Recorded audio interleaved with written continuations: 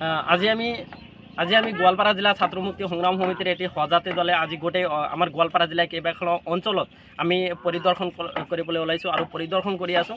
আৰু তাত লক্ষ্য কৰিলোঁ যে আমাৰ গোৱালপাৰা জিলাৰ 4খন বিধানসভা সমষ্টিৰ বিধায়কসকলেও পৰিদৰ্শন অতি তীব্ৰতাৰে পৰিদৰ্শন কৰা নাই আৰু এই সম্পৰ্কে সমস্যা সমাধান কৰা দেখা পোৱা নাই। আজি আমি গোৱালপাৰা জিলাৰ জলেশ্বৰ সমষ্টিৰ অন্তৰ্গত ৰাজমিতা কাঠুৰিলৈ আমি লক্ষ্য কৰিলোঁ, পৰিদৰ্শন কৰিলোঁ। আৰু এই ৰাইজ বা তথা এই অঞ্চলৰ জনসাধাৰণৰ অভিযোগ যে আজিলৈকে এইখন অঞ্চলতে বিধায়ক আজিলৈকে পৰিদৰ্শন কৰা নাই, বিধায়কে কোনো ধৰণৰ সাহায্য প্ৰদান কৰা নাই বুলি অভিযোগ।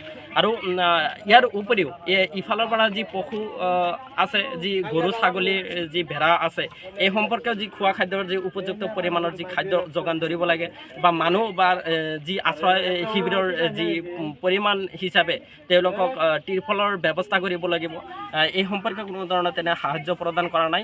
আৰু চাউল দাউলৰ ক্ষেত্ৰতে ইমান ধৰণৰ সাহায্য প্ৰদান কৰা নাই। গতিকে আজি আমি গোৱালপাৰা জিলা ছাত্ৰ মুক্তি সংগ্ৰাম সমিতিয়ে আমি সজাতি দল এটা পৰিদৰ্শন কৰিলোঁ। আৰু কেৱল এই কাঠুৰি বা ৰাজমিতাতেই নহয়, আমাৰ গোৱালপাৰা জিলা আৰু কেইখনমান পঞ্চায়ত, গাঁও পঞ্চায়ত আছে য'ত আজিলৈকে যদিও খোৱা খাদ্য বা গৰু ছাগলী পশুধন সকলৰ কাৰণে যি খাদ্যৰ ব্যৱস্থা কৰি আছে, তাতো বহুতো দুৰ্নীতি হোৱা পৰিলক্ষিত হৈছে। আমি বহুতো কেইবাখনো গাঁও পঞ্চায়তৰ বা ইউনিট সকলৰ পৰাও অঞ্চলৰ পৰাও অভিযোগ আমাৰ গোৱালপাৰা জিলা ছাত্ৰ মুক্তি সংগ্ৰাম সমিতিৰ সকললৈ আহি আছে।